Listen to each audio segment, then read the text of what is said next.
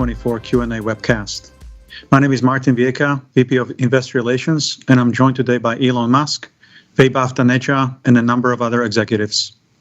Our Q1 results were announced at about 3 p.m. Central Time in the update deck we published at the same link as this webcast. During this call, we will discuss our business outlook and make forward-looking statements. These comments are based on our predictions and expectations as of today. Actual events and results could differ materially due to a number of risks and uncertainties, including those mentioned in our most recent filings with the SEC. During the question and answer portion of today's call, please limit yourself to one question and one follow-up. Please use the raise hand button to join the question queue. But before we jump into Q&A, Elon has some opening remarks. Elon? Thanks, Martin. So to recap, in Q1, we navigated several unforeseen challenges as well as the ramp for the updated Model 3 in Fremont. There was, as people have seen, the EV adoption rate globally is under pressure, and a lot of other auto manufacturers are pulling back on EVs and pursuing plug-in hybrids instead. We believe this is not the right strategy, and electric vehicles will ultimately dominate the market. Despite these challenges, the Tesla team did a great job executing in a tough environment, and energy storage deployments, the Megapack in particular, reached an all-time high in Q1, leading to record profitability for the energy business.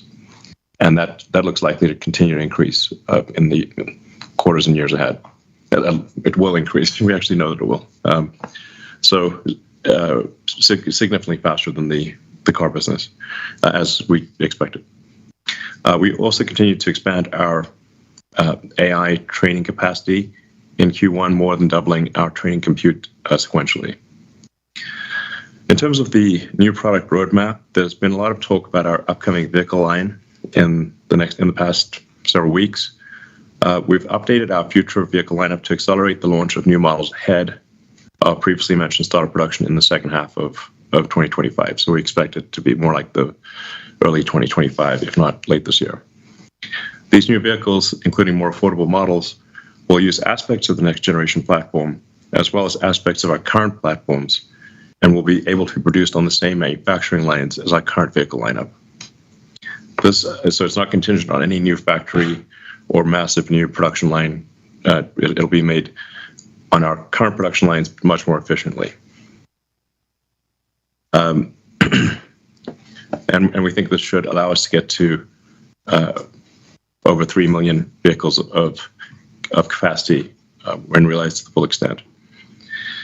Regarding FSD version 12, which is the pure AI-based self-driving, people that if you haven't experienced this, I strongly urge you to try it out. It's profound, and the rate of improvement is rapid. So we've now turned that on for all cars with the cameras and inference computer and everything from Hardware 3 on in North America. So it's been pushed out to, I think, around 1.8 million vehicles, and we're seeing about half of people use it so far, and that percentage is increasing with each passing week. So we now have over 300 billion miles that have been driven with FSD V12. Since the launch of full self-driving, supervised full self-driving, it's become very clear that the vision-based approach with end-to-end neural networks is the right solution for scalable autonomy. And it's really how humans drive. Our entire road network is designed for biological neural nets and eyes. So naturally, cameras and digital neural nets are the solution to our current road system. To make it more accessible, we've reduced the subscription price to $99 a month, so it's easy to try out. And as we've announced, we'll be showcasing our purpose-built robotaxi or cybercab in August. Regarding AI compute, over the past few months, we've been actively working on expanding Tesla's core AI infrastructure. For a while there, we were training constrained in our progress. We are, at this point, no longer training constrained, and so we're making rapid progress. We've installed and commissioned, meaning they're actually working 35,000 H100 computers or GPUs. GPU is the wrong word. They need a new word. I always feel like a wince when I say GPU because it's not GPU stands for G stands for graphics and doesn't do graphics. But anyway, roughly 35,000 H100s are active, and we expect that to be probably 85,000 or thereabouts by the end of this year. In training, just for training. We are making sure that we're being as efficient as possible in our training. It's not just about the number of H100s, but how efficiently they're used. So in conclusion, we're super excited about our autonomy roadmap. I think it should be obvious to anyone who's driving version 12 in a Tesla that it is only a matter of time before we exceed the reliability of humans, and not much time at that. And we're really headed for an electric vehicle, an autonomous future. And I'll go back to something I said several years ago, that in the future, gasoline cars that are not autonomous will be like riding a horse and using a flip phone. And that will become very obvious in hindsight. We continue to make the necessary investments that will drive growth and profits for Tesla in the future. And I wanted to thank the Tesla team for incredible execution during this period and look forward to everything that we have planned ahead. Thanks. Thank you very much. And Vaibhav has some comments as well. Thanks. It's important to acknowledge what Elon said. From our auto business perspective, we did see a decline in revenues quarter over quarter, and those were primarily because of seasonality, uncertain macroeconomic environment, and the other reasons which Elon had mentioned earlier. Auto margins declined from 18.9 to 18.5%, excluding the impact of Cybertruck. The impact of pricing actions was largely offset by reductions in per unit cost and the recognition of revenue from auto park feature for certain vehicles in the US that previously did not have that functionality. Additionally, while we did experience higher costs due to the ramp of Model 3 in Fremont and disruptions in Berlin, these costs were largely offset by cost reduction initiatives. In fact, if we exclude Cybertruck and Fremont Model 3 ramp costs, the revenue from auto margins improved slightly. Currently, normalized Model Y cost per vehicle in Austin and Berlin are already very close to that of Fremont. Our ability to reduce costs without sacrificing on quality was due to the amazing efforts of the team in executing Tesla's relentless pursuit of efficiency across the business. We've also witnessed that as other OEMs are pulling back on their investments in EV, there is increasing appetite for credits, and that means a steady stream of revenue for us. Obviously, seeing others pull back from EV is not the future we want. We would prefer it the whole industry went all in.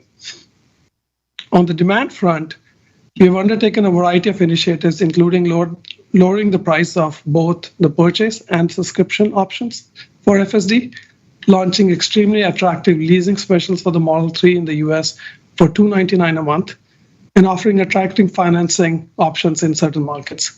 We believe that our awareness activities paired with attractive financing will go a long way in expanding our reach and driving demand for our products.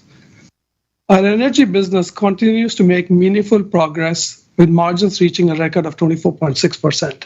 We expect the energy storage deployments for 2024 to grow at least 75% higher from 2023. And accordingly, this business will begin contributing significantly to our overall profitability. Note that there is a bit of lumpiness in our storage deployments due to a variety of factors that are outside of our control, so deployments may fluctuate quarter over quarter. On the operating expense front, we saw a sequential increase from our AI initiatives, continued investment in future projects, marketing, and other activities. We had negative free cash flow of $2.5 billion in the first quarter. The primary driver of this was an increase in inventory from a mismatch between builds and deliveries, as discussed before, and our elevated spend on CapEx across various initiatives, including AI compute. We expect the inventory build to reverse in the second quarter and free cash flow to return to positive again. As we prepare the company for the next phase of growth, we had to make the hard but necessary decision to reduce our headcount by over 10%. The savings generated are expected to be well in excess of $1 billion on an annual run rate basis. We are also getting hyper-focused on CapEx efficiency and utilizing our installed capacity in a more efficient manner. The savings from these initiatives, including our cost reductions, will help improve our overall profitability and ultimately enable us to increase the scale of our investments in AI. In conclusion, the future is extremely bright, and the journey to get there, while challenging, will be extremely rewarding. Once again, I would like to thank the whole Tesla team for delivering great results, and we can open it up to Q&A. Thank you. Okay, let's start with investor Q&A. The first question is, what is the status of 4680? What is the current output? Lars? Sure. 4680 production increased about 18-20% from Q4, reaching greater than 1K a week for Cybertruck, which is about 7 gigawatt hours per year, as we posted on X. We expect to stay ahead of the Cybertruck ramp with the cell production throughout Q2 as we ramp the third of 4 lines in phase 1, while maintaining multiple weeks of cell inventory to make sure we're ahead of the ramp. Because we're ramping, COGS continues to drop rapidly week over week, driven by yield improvements throughout the lines and production volume increases. So our goal, and we expect to do this, is to beat supplier costs of nickel-based cells by the end of the year. Thank you. The second question is on Optimus. So what is the current status of Optimus? Are they currently performing any factory tasks? When do you expect to start mass production? We are able to do simple factory tasks, or at least I should say factory tasks in the lab. In terms of actually, we do think we will have Optimus in limited production in the factory, in the actual factory itself, doing useful tasks before the end of this year. And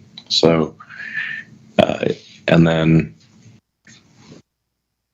I think we may be able to sell it externally by the end of next year. These are just guesses.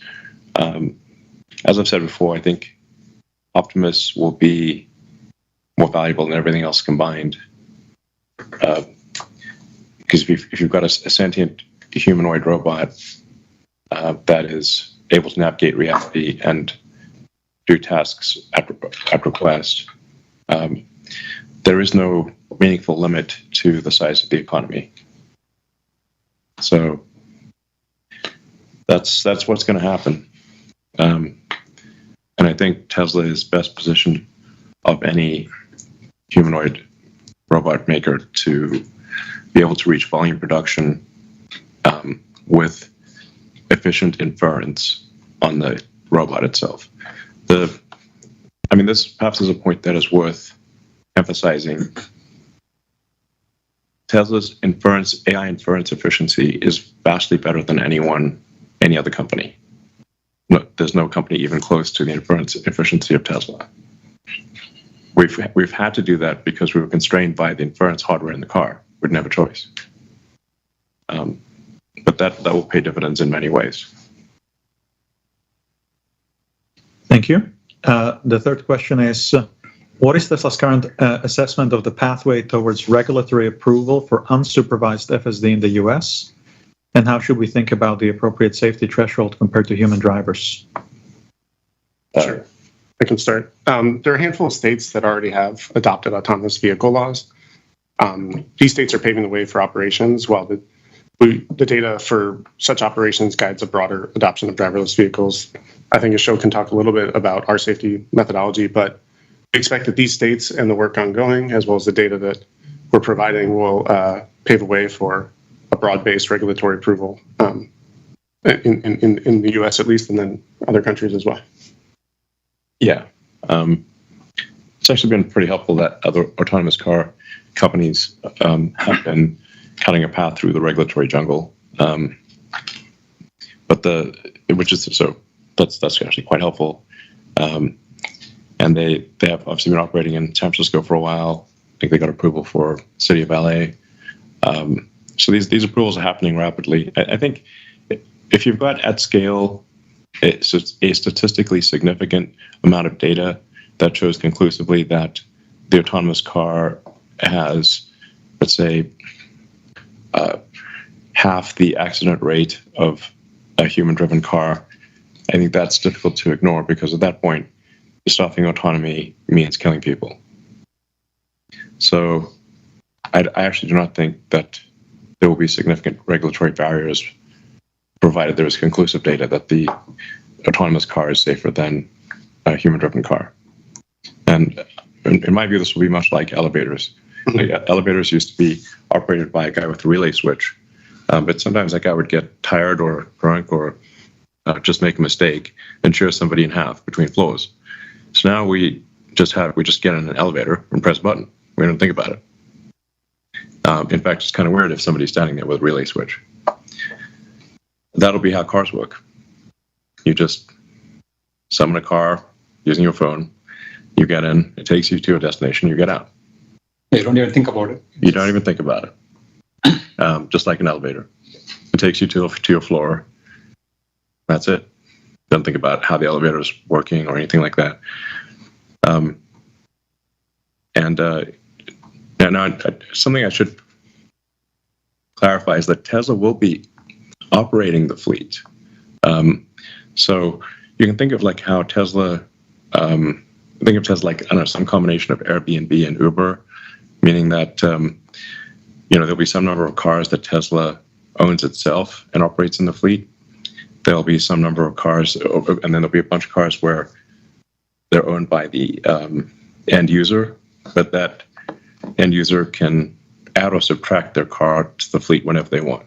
And they can decide if they want to only let the car be used by friends and family, or only by 5-star users, or by anyone.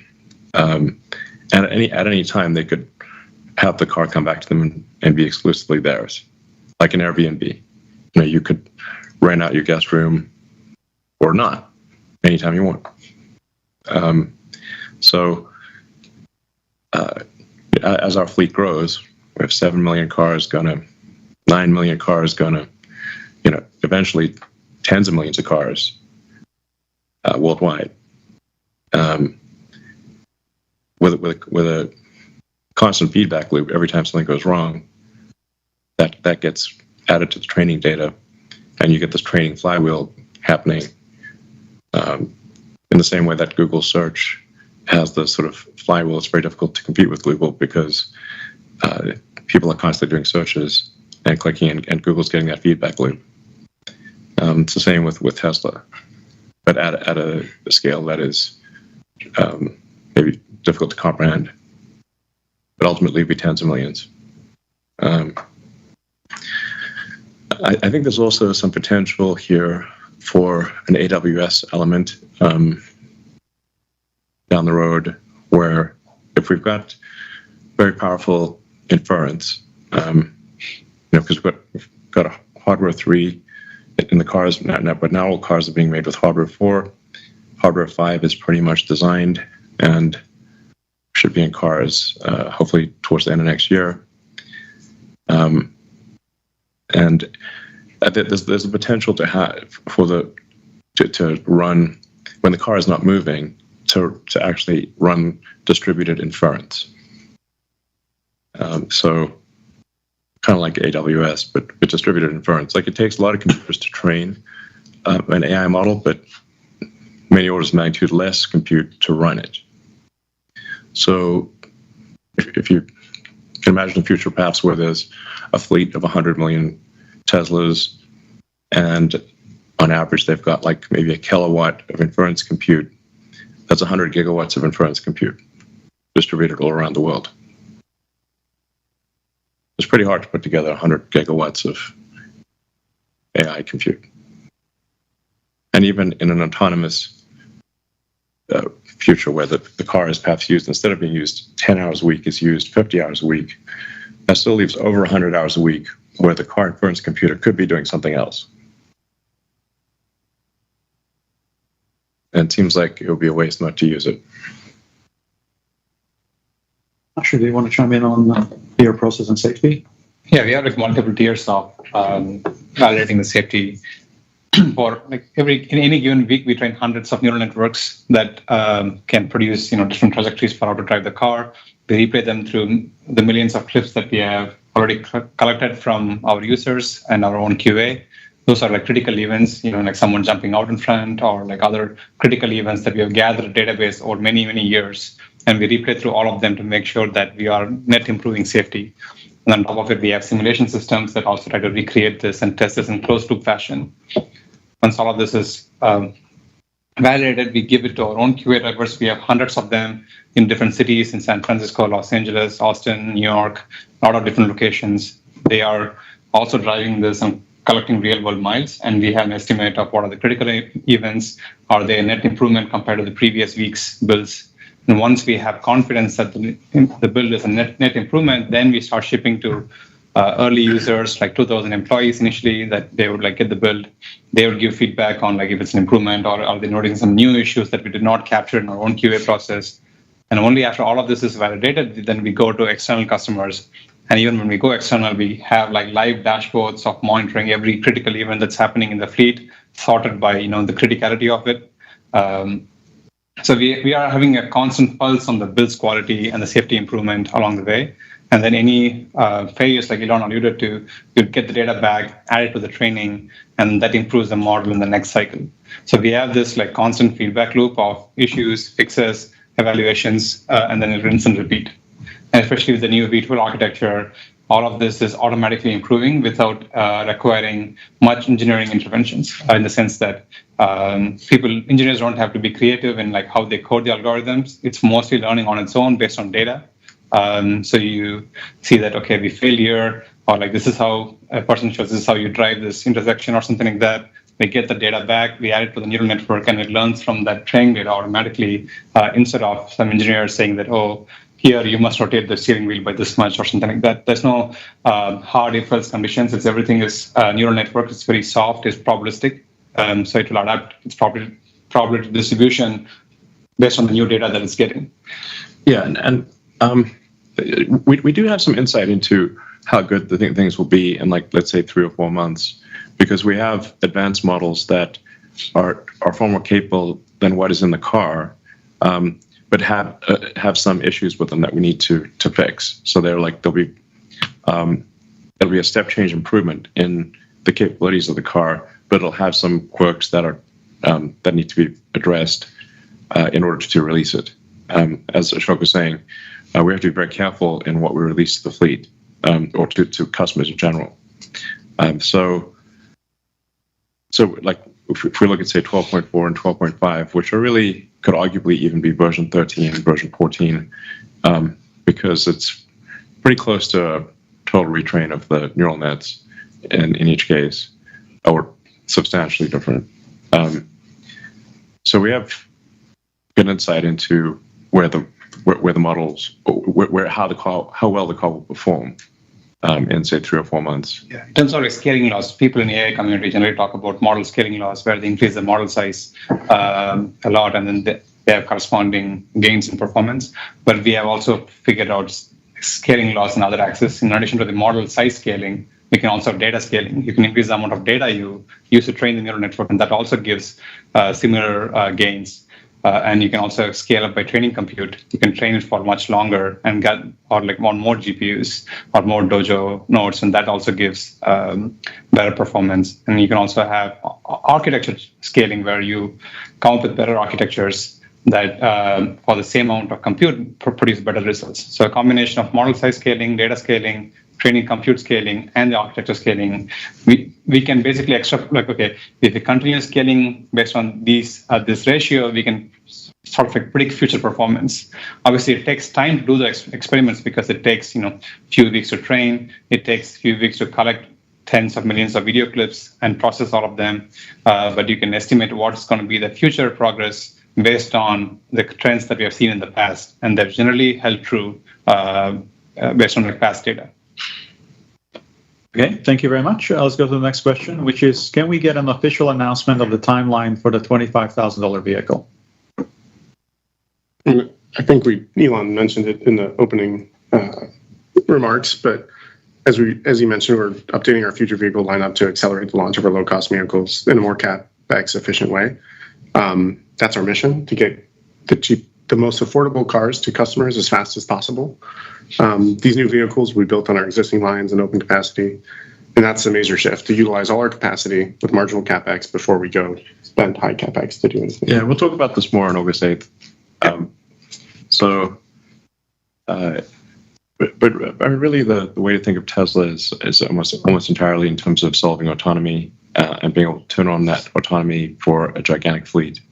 And I think it might be the biggest asset value appreciation in history when that day happens, when you can do unsupervised full self-driving. 5 million cars. Yeah. Oh, a little less. Well, Some of those have, yeah. It'll be 7 million cars, in a year or so. Yeah. And then 10 million, and then, eventually we're talking about tens of millions of cars. Not eventually, it's like before the end of this, before the end of the decade, it's several tens of millions of cars, I think. Thank you. The next question is, what is the progress of Cybertruck ramp? I can take that one too. Cybertruck hit 1K a week just a couple weeks ago. This happened in the first 4 to 5 months since we SOP'd late last year. Of course, volume production is what matters. That's what drives costs, and so our costs are dropping. But the ramp still faces a lot of challenges with so many new technologies, some supplier limitations, et cetera, and we'll continue to ramp this year, just focusing on cost efficiency and quality. Okay, thank you. The next question, have any of the legacy automakers contacted Tesla about possibly licensing FSD in the future? We're in conversations with one major automaker regarding licensing FSD. Thank you. The next question is about the robotaxi unveil. Elon already talked about that, so we'll have to wait till August. The following question is about the next generation vehicle. We already talked about that. So let's go to the Semi. What is the timeline for scaling Semi? I think sure. So we're finalizing the engineering of the Semi to enable a super cost-effective, high-volume production with our learnings from our fleet and our pilot fleet and Pepsi's fleet, which we're expanding this year marginally. In parallel, as we showed in the shareholders deck, we have started construction on the factory in Reno. Our first vehicles are planned for late 2025 with external customers starting in 2026. Okay, couple more questions. So our favorite, can we make FSD transfer permanent until FSD is fully delivered with level 5 autonomy? No. Okay, next question.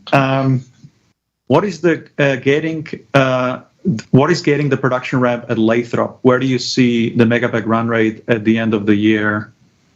Mike? Yeah, Lathrop is ramping as planned. We have our second GA line allowing us to increase our exit rate from 20 gigawatt hours per year to, at the start of this year, to 40 gigawatt hours per year by the end of the year. That line is commissioned. There's really nothing limiting the ramp. It's given the longer sales cycles for these large projects, we typically have order visibility 12 to 24 months prior to ship dates. So we're able to plan the build plan several quarters in advance. So this allows us to ramp the factory to align with the business and order growth. Lastly, we'd like to thank our customers globally for their trust in Tesla as a partner for these incredible projects. Okay, thank you very much. Let's go to analyst questions. The first question comes from Tony Sacconaghi from Bernstein.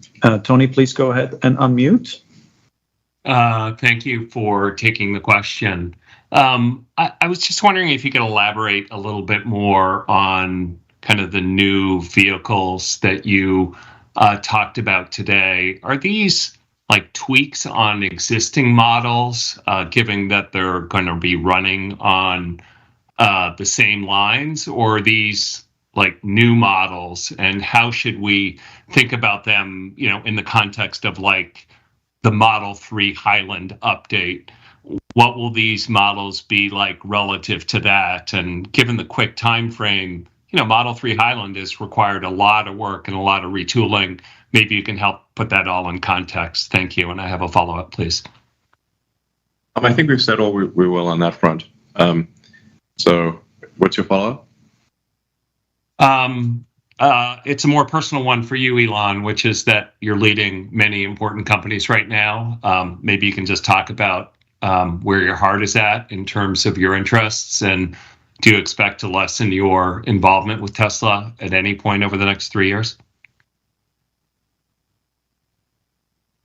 Well, Tesla constitutes the majority of my work time, and I work pretty much every day of the week. It's rare for me to take a Sunday afternoon off. So I'm gonna make sure Tesla is very prosperous, and it is. I think it is prosperous, and it will be very much so in the future. Okay, thank you. Let's go to Adam Jonas from Morgan Stanley. Adam, please go ahead and unmute. Okay, great. Hey, Elon.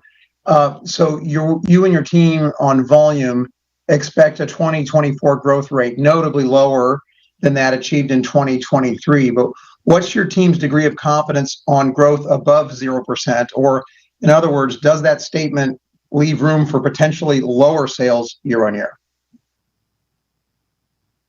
No, I think we'll have higher sales this year than last year. Okay. My follow-up, Elon, on future product. If you had nailed execution, assuming that you nail execution on your next gen, cheaper vehicles, more aggressive gigacastings, I don't want to say one piece, but getting closer to one piece, structural pack, unboxed, 300-mile range, $25,000 price point, putting aside robotaxi, those features unique to you, how long would it take your best Chinese competitors to copy a cheaper and better vehicle that you could offer a couple of years from now? How long would it take your best Chinese competitors to copy that? Thanks. I mean, I don't know what our competitors could do, except we've done relatively better than they have. If you look at the drop in our competitors in China sales versus our drop in sales, our drop was less than theirs. So we're doing well. But I think Kathy Wood said it best. Like, really, we should be thought of as an AI or robotics company. If you value Tesla as just like an auto company, you would just have to fundamentally. It's just the wrong framework, and it will come to be. If you ask the wrong question, then the right answer is impossible. So. I mean, if somebody doesn't believe Tesla's going to solve autonomy, I think they should not be an investor in the company. Like that is, but we will, and we are. And then you have a car that goes from 10 hours of use a week, like an hour and a half a day, to probably 50, but it costs the same. I think that's the key thing to remember, right? Especially if you look at FSD supervised.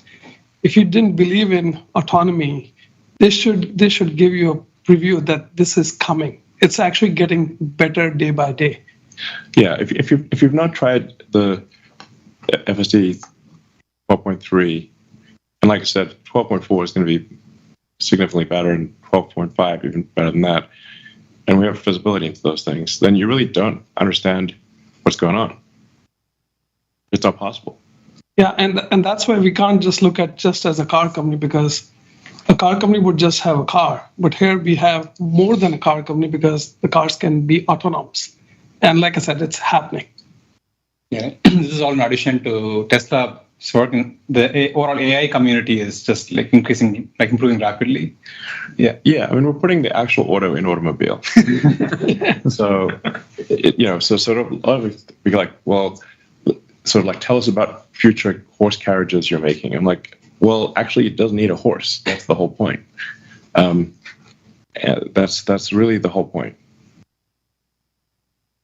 Okay, thank you. The next question comes from Alex Potter from Piper Sandler. Alex, please go ahead and unmute. Great, thanks. Yeah, so couldn't agree more. The thesis hinges completely on AI, the future of AI, full self-driving, neural net training, all of these things. In that context, Elon, you've spoken about your desire to obtain 25% voting control of the company, and I understand completely why that would be. So I'm not necessarily asking about that. I'm asking if you've come up with any mechanism by which you can ensure that you'll obtain that level of voting control, because if not, then the core part of the thesis could potentially be at risk. So any additional commentary you might have on that topic?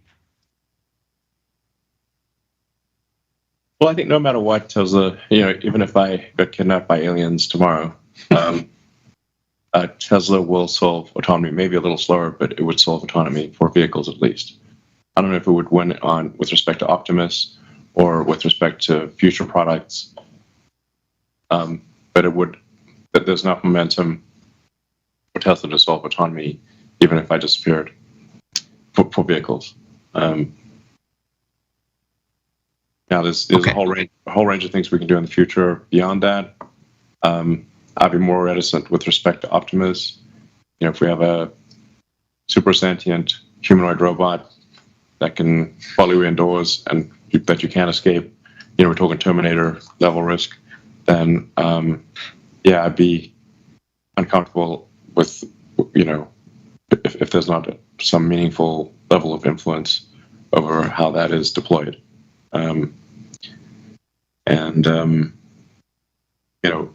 If there's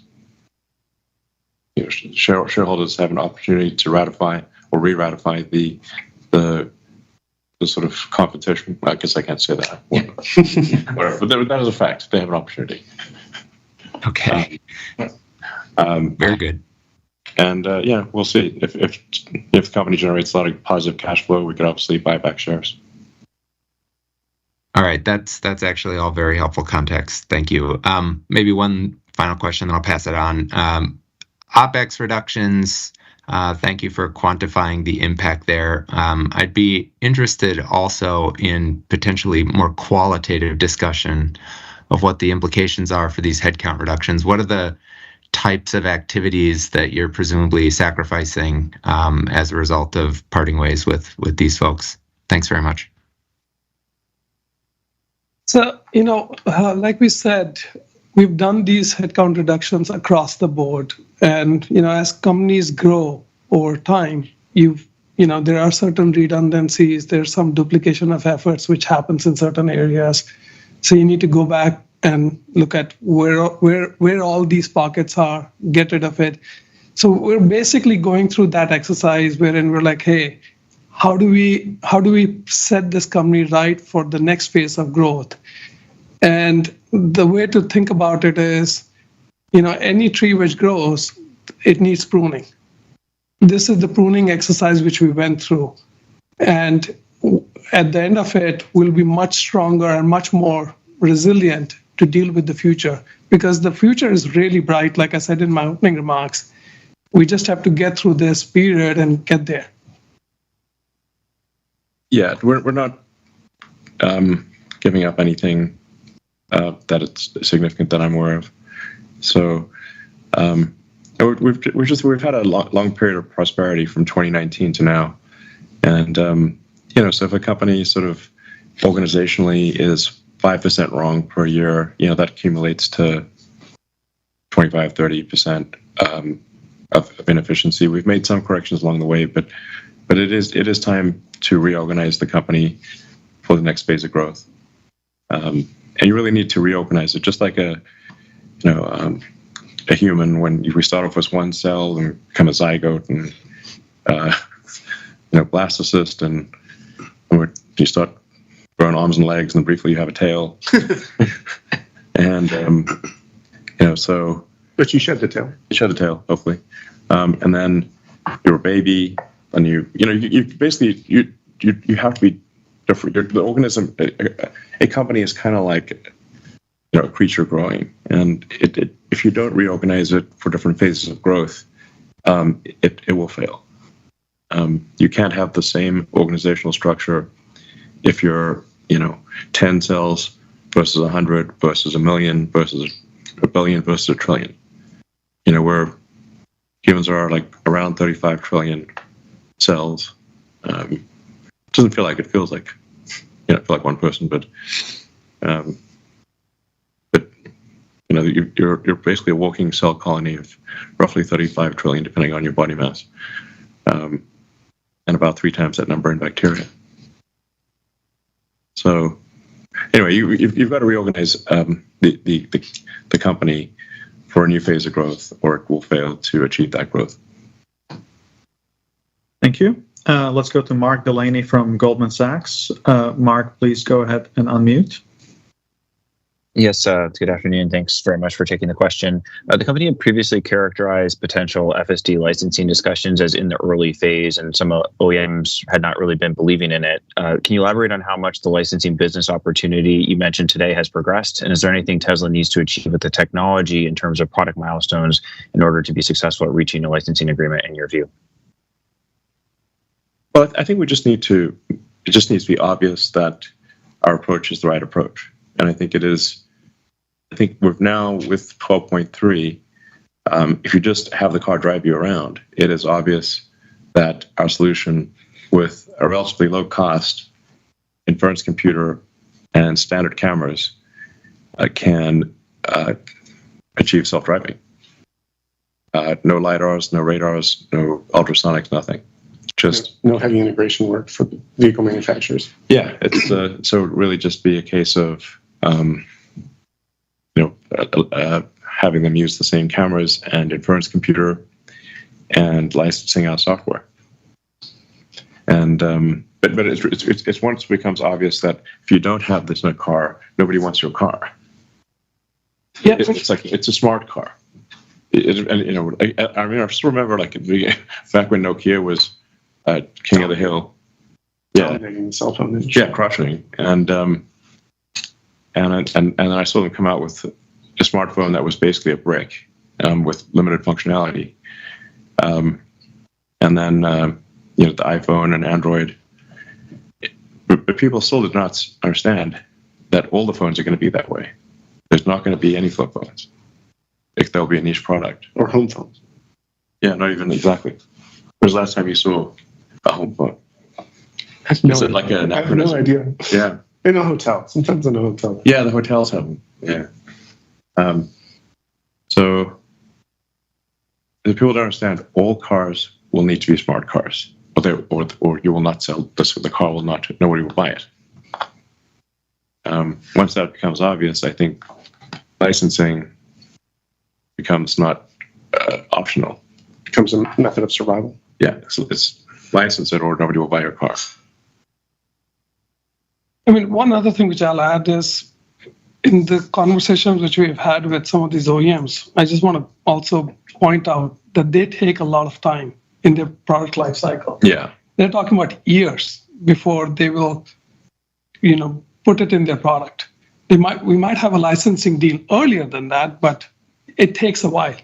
So This is where the big difference between us and them is, right? Yeah, I mean, really, a deal signed now would result in it being in a car in probably 3 years. Mm-hmm. That would be early. Yeah, that's like lightning, basically. So that's being an eager OEM. Yeah. So, I mean, I wouldn't be surprised if we do sign a deal. I think we're good chance we do sign a deal this year. Maybe more than one. But yeah, it would be probably 3 years before it's integrated with a car, even though all you need is cameras and our inference computer.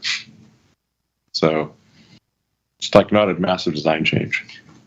Yeah, and again, just to clarify, it's not the work which we have to do, it's the work which they have to do, which will take the time. Right, Mark, do you have a follow-up? Yeah, very helpful. Thank you. My follow-up was to better understand Tesla's approach to pricing going forward. Previously, the company had said that the price reductions were driving incremental demand. With how affordable the cars have become, especially for vehicles that have access to IRA credits and some of the leasing offers that Tesla has in place, do you still see meaningful incremental price reductions as making sense from here for the existing products? And can the company meaningfully lower prices from here and also stay free cash flow positive on an annual basis with the current product set? Thanks. Yeah, I think we can be free cash flow positive meaningfully. Yeah.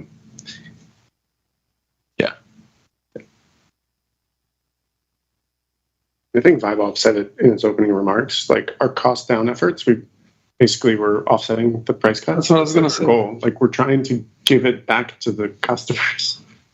Yeah. I mean, at the end of the day, like for any given company, if you sell a great product at a great price, if you have a great product at a great price, the sales will be excellent. Mhm. That's true of any arena.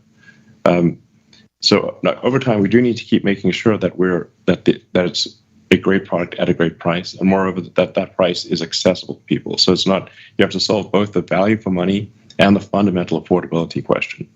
The fundamental affordability question is sometimes overlooked. If somebody's earning several $100,000 a year, they don't think of a car from a fundamental affordability standpoint. But for the vast majority of people are living paycheck to paycheck. So it actually makes a difference if the cost per month for lease or financing is $10 one way or the other. So it is important to keep improving the affordability and to keep, it's just like making the price More accessible. Yeah, exactly. Make the price more accessible, the value for money better, and to keep improving that over time. But also to make kick-ass cars that people want to buy. Yeah, it's got to be a great product at a great price, and the standards for what constitutes a great product at a great price keep increasing. So there's like you can't just be static. You have to keep making the car better, improving the price of it, improving the cost of production, and that's what we're doing. Yeah, and in fact, like I said in my opening remarks also, like the updated Model 3 is a fantastic car. I don't think people fully even understand the amount of engineering effort which has gone, and Lars and team have actually put out videos explaining how much the car is different when it looks and feels different. Not only it looks and feels different, we've added so much value to it, but you can lease it for like as low as $299 a month. Yeah. Without gas. Yeah. All right. The next question comes from George from Canaccord. George, please go and unmute. Hi. Thank you for taking my question. First, could you please help us understand maybe some of the timing of launching FSD in additional geographies, including maybe clarifying your recent comment about China? Thank you. I mean, like new markets, yeah, we are. There are a bunch of markets where we don't currently sell cars that we should be selling cars in. We'll see some acceleration of that. And FSD in new markets? Yeah. So the thing about the end-to-end neural net based autonomy is that just like a human, it actually works pretty well without modification in almost any market. So we plan on, with the approval of the regulators, releasing it as a supervised autonomy system in any market where we can get regulatory approval for that, which we think includes China. So yeah, it's just like a human, you can go rent a car in a foreign country and you can drive pretty well. Obviously, if you live in that country, you'll drive better, and so we'll make the car drive better in these other countries with country-specific training. But it can drive quite well almost everywhere. Yeah, the basics of driving are basically the same everywhere. Like, car is a car, traffic light is a traffic light, road is the road. It's like, yeah, it understands that it shouldn't hit things no matter where it is. Exactly. There are some road rules that you need to follow. In China, you shouldn't cross over a solid line to do a lane change. US is a recommendation, I think. China, you get fined heavily if you do that. We have to do some adaptations, but it's mostly smaller adaptations, not like an entire change of stack or something like that. Yeah. Hey, George, do you have a follow-up? Yep. So my follow-up has to do with the first quarter deliveries, and I'm curious as to whether or not you feel that supply constraints that you mentioned throughout the release impacted the results, and Maybe can you help us quantify that? And is that why you have some confidence in unit growth in 2024? Yeah, I think we did cover this a little bit in the opening remarks too. Q1 had a lot of different things which were happening.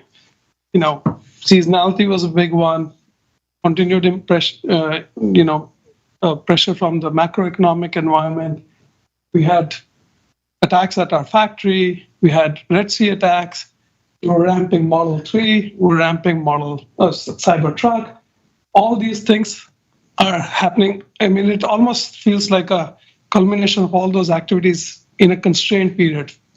And that gives us that confidence that, hey, we don't expect these things to recur. Yeah, we think Q2 will be a lot better. Yeah. It's just one thing after another.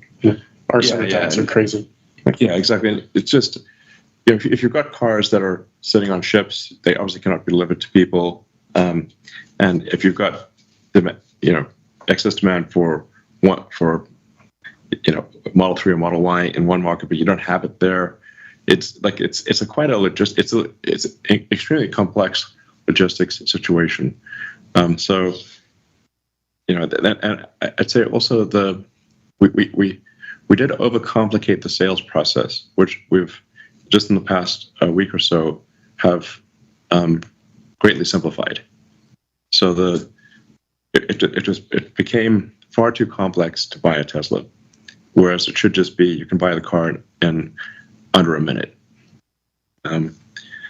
So we're getting back to the you can buy a Tesla in under a minute interface from what was quite complex.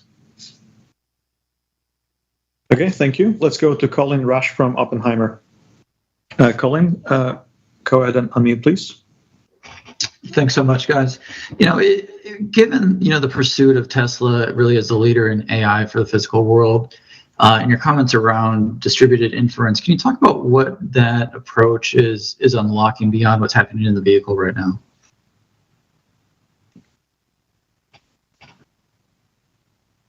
So, do you want to say something?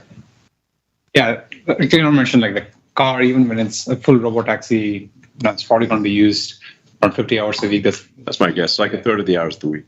Yeah, it could be more or less, but then there's certainly going to be some hours left for charging and cleaning and maintenance. In that world, it can do a lot of other workloads. Even right now, we are seeing, for example, these LLM companies have this like batch workloads where they send a bunch of documents, and those are run through pretty large neural networks. Take a lot of compute to chunk through those workloads. And now that we have already paid for this compute in these cars, it might be wise to use them and not let them be idle, be like buying a lot of expensive machinery and letting them be idle. Like we don't want that. We'd want to use the compute as much as possible and close to like basically 100% of the time, make effective use of it. That's why I think it's analogous to Amazon Web Services, where people didn't expect that AWS would be the most valuable part of Amazon when it started out as a bookstore. So that was on nobody's radar. But they found that they had excess compute because the compute needs would spike to extreme levels for brief periods of the year, and then they had idle compute for the rest of the year.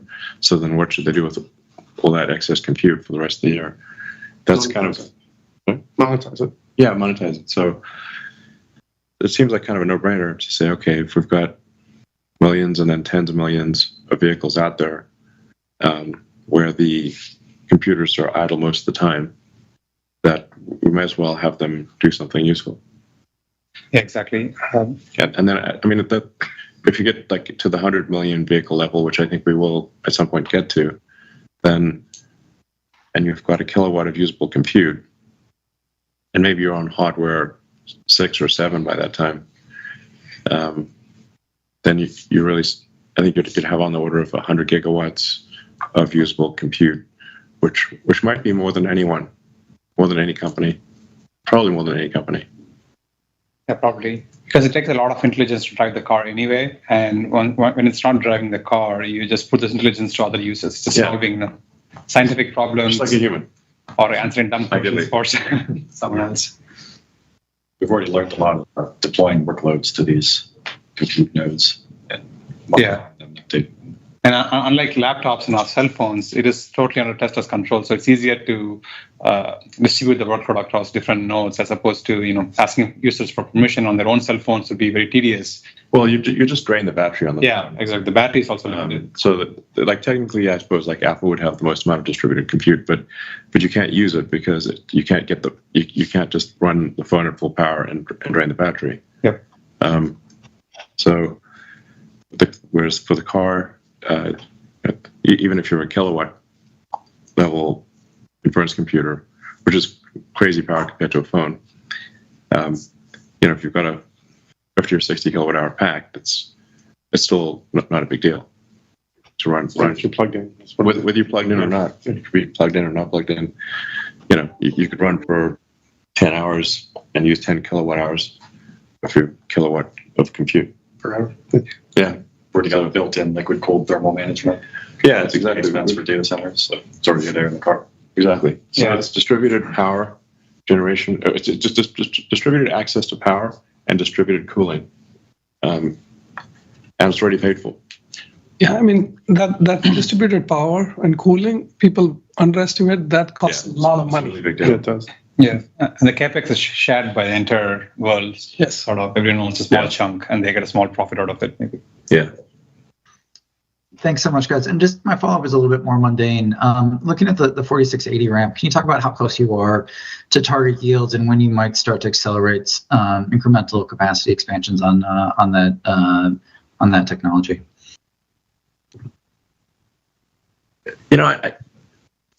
We're making good progress on that, but I don't think it's super important for at least the near term. As Lars said, we think it will be exceed the competitiveness of suppliers by the end of this year, and then we'll continue to improve it. Yeah, I mean, I think it's important to note also that like the ramp right now is relevant to the Cybertruck ramp. Yeah. And so like we're not going to just randomly build 4680s unless we have a place to put them. And so we're going to, make sure we're prudent about that. But we also have a lot of investments with all our cell suppliers and vendors. They're great partners, and they, done great development work with us. And a lot of the advancements in technology and chemistry we found in 4680, they're also putting into their cells.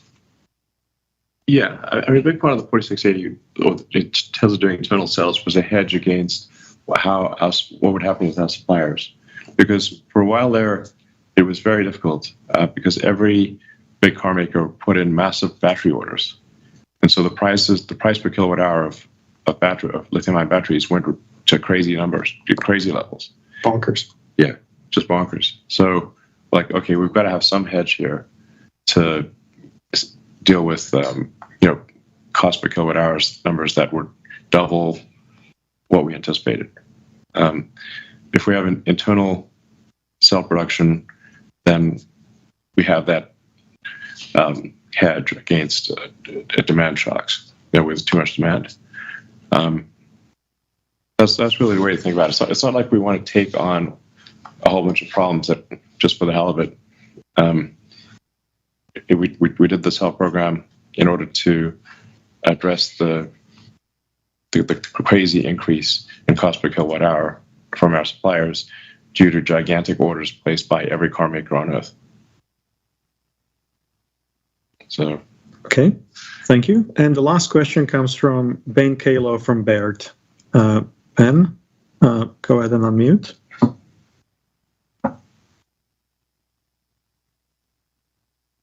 And you're still muted.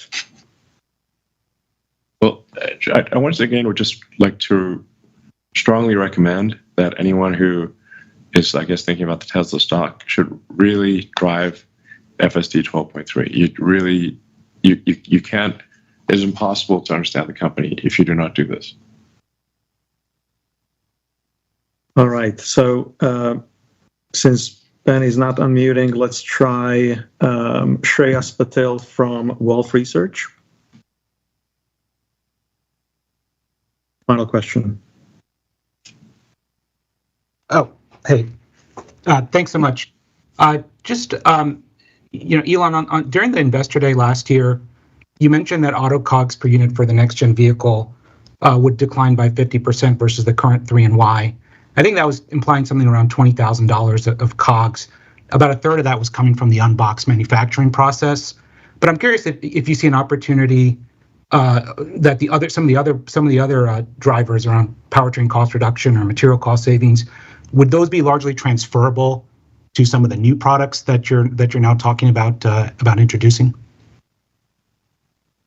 Yeah, sure. I mean, in short, yes. I mean, the unboxed manufacturing method is certainly great and revolutionary, but with it comes some risk because, it's new production lines, not. But all the subsystems we developed, whether it was powertrains, drive units, battery improvements in manufacturing and automation, thermal systems, seating, integration of interior components, and reduction of LV controllers, all that's transferable, and that's what we're doing. Trying to get it into our products as fast as possible. And so that engineering work, we're not trying to just throw it away and put it, in a coffin. We're going to take it and utilize it to the best advantage of the cars we make and the future cars we make. Okay, great. And then just on that topic of 4680 cells, I know you mentioned it. You really thought of it more as like a hedge against rising battery costs from other OEMs, but it seems, even today, it seems like you would have a cost advantage against some of those other automakers. And I'm wondering, given the rationalizing of your vehicle manufacturing plans that you're talking about now, if there's an opportunity to maybe, convert the 4680 cells and maybe sell those to other automakers and really generate an additional revenue stream. I'm just curious if you have any thoughts about that. Right. What seems to be happening is that unless I'm missing something, the orders for batteries from other automakers have declined dramatically. So we're seeing much more competitive prices for cells from our suppliers, dramatically more competitive than in the past. It is clear that a lot of our suppliers have excess capacity. Yeah. In addition to what Elon said, this is Karan, by the way. In addition to what Elon said about 4680s, what 4680 did for us from a supply chain perspective was help us understand the supply chain that's upstream of our cell suppliers. So a lot of the deals that we had struck for 4680, we can also supply those materials to our partners, help reducing the overall cost back to Tesla. So we're basically inserting ourselves in the upstream supply chain by doing that. So that's also been beneficial in reducing the overall pricing in addition to the excess capacity that these suppliers have. Yeah, no, I mean, this is going to wax and wane, obviously. So, there's going to be a boom and bust in battery cell production, where production exceeds supply, and then supply exceeds production, and back and forth, kind of like, I don't know, DRAM or something. So it's like what is true today will not be true in the future. There's going to be somewhat of a boom and bust cycle here. And then there are additional complications with government incentives, like the Inflation Reduction Act, the IRA, which I always found like a funny name for a comical name. Yeah, is it like the Irish Republican Army, the Internet Research Agency from Russia, independent retirement account? Yeah, exactly. Roth IRA. It's like Forrest Spider-Man situation, which IRA wins. But it does complicate the incentive structure, so that there is perhaps there's stronger demand for cells that are produced in the U.S. than outside the U.S. But then how long does the IRA last? I don't know. Which is why it's important that we have both in-house cells and vendor cells to hedge against all of this. Yeah. Okay, thank you very much. That's all the time we have today. But at the same time, I would like to make a short announcement. And I wanted to let the investment community know that about a month ago, I met up with Elon and Vaibhav and announced that I'll be moving on from the world of investor relations. I'll be hanging around for another couple of months or so feel free to reach out anytime. But after this 7-year sprint, I'm going to be taking a break and spending some good quality time with my family. And I wanted to say that these 7 years have been the greatest privilege of my professional life. I'll never forget the memories from, I started literally at the beginning of production hell and just watching the company from the inside to see what it's become today. And I'm especially super thankful to the people in this room and dozens of people outside of this room that I've worked for over the years. I think the team strength and teamwork at Tesla is unlike anything else I've seen in my career. Elon, thank you very much for this opportunity that I got back in 2017. Thank you for seeking investor feedback and regularly and debating it with me.